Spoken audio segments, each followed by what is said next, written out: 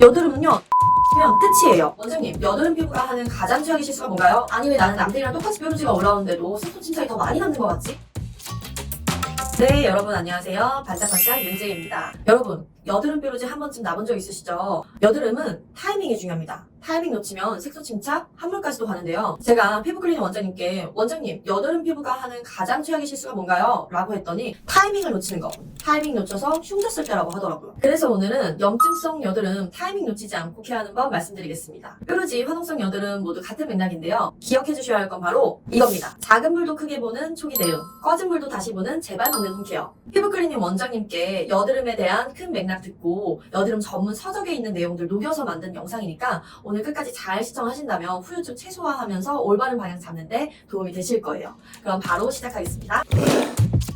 초반에 한두 개 올라온 거 약 보지 말고 빠르고 정확한 초기 대응, 바로 타이밍 치료를 해주셔야 후유증을 최소화할 수 있습니다. 타이밍이요? 어떤 타이밍을 말하는 거죠? 바로 염증 여부를 판단하는 세 가지 증상을 확인하는 타이밍입니다. 붉음, 붓기, 통증. 딱 보니 붉게 올라왔는데 띵띵 부었다. 근데 만졌더니 뻐근하게 아프다. 이 세 가지가 모두 있으면 염증 진행 중입니다. 이때는 무조건 병원 갈 타이밍. 네? 병원 가라고요? 지금 그 소리를 들으려고 지금 이 영상을 보는 게 아닌데요? 라고 생각하셨죠? 여러분, 저도 여드름 병원 안 가셔도 되고요. 홈케어로 충분히 가능합니다. 라고 말씀드리고 싶어요. 하지만 여드름은 여드름 완치, 여드름 치료라는 말을 쓰는 병리적 상태입니다. 수분 치료, 미백 치료, 주름 치료 이런 말 들어보신 적 있으세요? 없습니다. 여드름은요, 농이 차면 끝이에요. 색소 침착과 함몰을 피할 수가 없어요. 더더욱이 농이 찬 걸 집에서 잘못 짜다간 주변 조직 다 으스러집니다. 제발 다른 건 몰라도 이 부분만큼은 전문가의 세심한 압출 케어를 받으시길 꼭 추천드립니다. 부득이 피부과 가서 못 받는 상황이거나 나는 한두 개 올라와서 집에서 케어하겠다 하시는 분들은 세 가지를 기억해주세요. 바로 항염, 항균,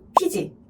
피부과 가서 받는 치료의 핵심도 항염, 항균, 피지 억제 이 세 가지가 핵심입니다. 집에서 하는 초기 대응 첫 번째, 붉음, 붓기, 통증 이 세 가지를 동반한다면 에크논을 발라주세요. 진통소염제 성분으로 염증을 잡아줄 거예요. 두 번째, 이렇게 했는데도 좋아지지 않고 증상이 더 심해진다. 그럼 균을 없애는 항생제로 넘어갑니다. 후시딘이 항생제 연고예요. 에크논으로 염증을 다스렸음에도 증상이 심해진다는 건 우리 몸의 면역력만으로는 여드름균이랑 싸워서 이길 수 없다는 거거든요. 그냥 두면 결국 고름이 되기 때문에 항생제로 균을 빨리 죽여서 색소 침착과 함몰로 가는 걸 막아주세요. 세 번째, 피지는 올바른 클렌징인데 이 부분은 뒤에서 자세히 설명드릴게요.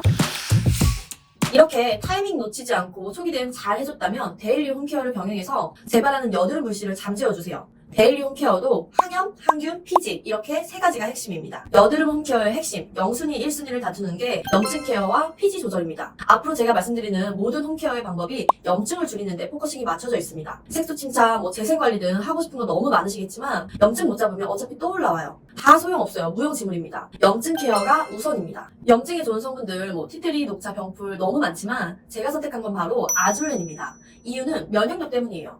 여드름 피부이신 분들 한 번쯤 그런 생각 해보셨을 거예요. 아니 왜 나는 남들이랑 똑같이 뾰루지가 올라오는데도 색소 침착이 더 많이 남는 것 같지? 이런 생각. 그 이유가 바로 면역력이 떨어져서입니다. 면역력이 떨어지면 재생이 잘 안 되고요. 그러다 보면 색소 침착이 더 많이 남습니다. 그래서 항염 작용에 플러스 알파, 피부 장벽 강화해서 면역력 같이 높여줄 수 있는 아줄렌 성분 선택했습니다. 아줄렌이 캐모마일에서 추출되는 성분인데 여러 논문들을 살펴보더라도 특히 피부 염증에 좋아서 여드름 피부에 많이 쓰인다는 걸 쉽게 볼 수 있습니다. 제가 지난 좁쌀 영상편에서도 제가 좁쌀이 화농성으로까지 번졌을 때 히스토랩의 아줄렌 앰플 썼습니다 라고 말씀드렸었는데요. 히스토랩이 피부과에서 많이 쓰는 그런 브랜드라면 오늘 제가 소개시켜드리는 상대 아줄렌 앰플은 피부 관리샵에서 많이 쓰이는 그런 앰플입니다. 사실은 둘 다 가격대가 너무 높아서 좀 다른 걸 소개시켜드리고 싶었는데 그래도 효과가 좀 좋은 걸 소개시켜드리는 게 낫겠다 싶어서 데리고 왔습니다. 보통 아줄렌이 500에서 600ppm 정도만 들어가도 많이 들어갔습니다 라고 이야기를 하는데요.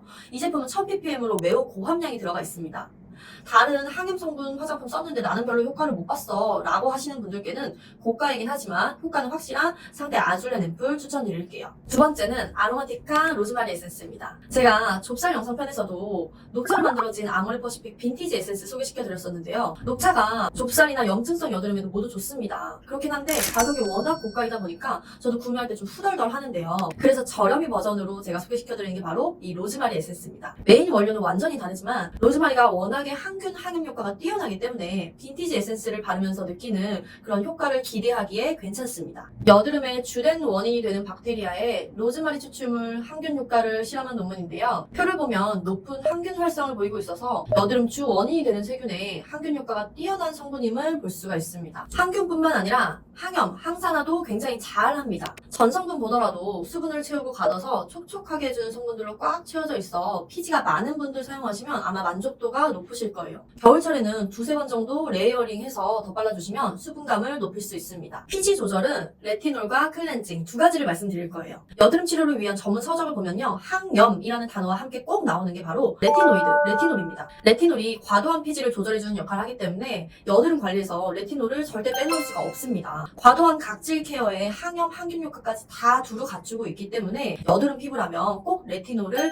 챙겨주시길 추천드리고 싶습니다. 모공 영상에서도 마몽드 레티놀 앰플 토너 추천드렸었는데요. 제가 지금까지 써본 레티놀 제품 중에서 가장 자극감 없이 사용했던 제품입니다. 그럼에도 불구하고 개인 피부에 따라서 레티놀이 맞지 않는 경우도 있는데요. 그런 경우에 나는 레티놀 무조건 쓸 거야 하고 계속 쓰신다면 오히려 염증을 악화시키는 원인이 될 수 있기 때문에 주의하셔야 합니다. 만약 나는 레티놀 너무 바르고 싶은데 뭘 써도 안 맞아 라고 하시는 분들께는 바이탈뷰티의 먹는 레티놀 제품 추천드릴게요. 사실 레티놀은 피부랑 굉장히 비슷한 지용성 성분이기 때문에 발랐을 때 굉장히 빠르고 깊숙하게 침투를 잘합니다. 그래서 효과도 좋고요. 레티놀만큼은 좀 피부에 바르는 게 참 좋아요 라고 말씀을 드리고 싶지만 그게 안 될 경우엔 이렇게 먹는 제품으로라도 섭취를 해주시는 것도 하나의 방법이 될 수 있습니다. 추가로 설명드리자면 몸에 염증이 잘 올라오는 경우라면 내가 아연이 부족하진 않은지 체크해보시면 좋습니다. 아연이 부족하면 박테리아 감염에 취약해져서 염증성 질환, 여드름 같은 게 잘 올라오기도 합니다. 이 제품 아연이 함께 들어가 있어서 같이 챙기기에 좋습니다. 피지 조절을 위해서 레티놀과 꼭 말씀드리고 싶은 게 바로 클렌징입니다. 그런데 염증성 여드름의 클렌징에는 딜레마가 있어요. 피지를 잘 닦아내야 하는데 그러려면 알칼리가 참 잘 할 텐데 근데 또 염증을 줄이려면 피부 pH랑 비슷한 약산성을 써야 하는 거 아닌가? 알칼리, 약산성, 알칼리, 약산성 도대체 뭘 써야 하나 싶으셨죠? 그래서 오늘 제가 정리해드리겠습니다.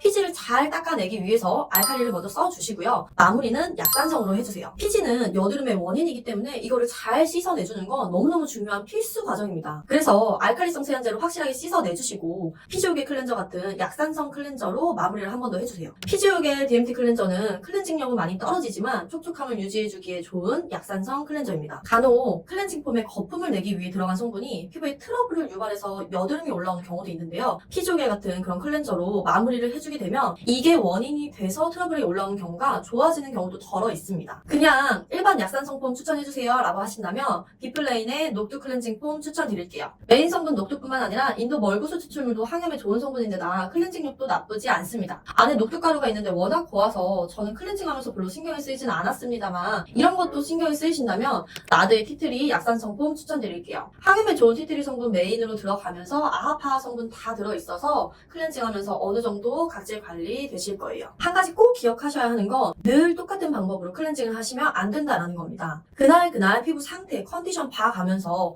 오늘 내가 피지 분비가 좀 많다 하시면 알칼리 클렌저를 쓰면서 약산성을 겸해주시고 내가 오늘은 좀 피지가 좀 덜한 것 같아, 요즘 피지가 좀 조절이 잘 된 것 같아 라고 하시면 약산성 위주로 좀 썼다가 오늘 내가 메이크업 좀 두꺼워 라고 하면 알칼리에다 약산성을 겸해주시고 이런 식으로 왔다 갔다 하면서 사용하셔야 한다라는 거를 꼭 기억해 주시면 좋겠습니다. 오늘 이렇게 염증성, 화농성 여드름에 대해 말씀드렸는데요. 알려드린 초기 대응, 그리고 재발 막는 홈케어 꾸준히 실천 잘 해주세요. 그러면 여드름의 가장 핵심이 되는 부분을 지켜주시는 거니까 분명히 도움이 되실 거예요. 꾸준한 관리가 재발을 막는 예방이라는 점 꼭 기억해 주시면서 저 앞으로 더 질 좋은 정보 많이 들고 올 거니까 구독과 좋아요 눌러주시면 너무너무 힘이 날 것 같습니다. 감사합니다.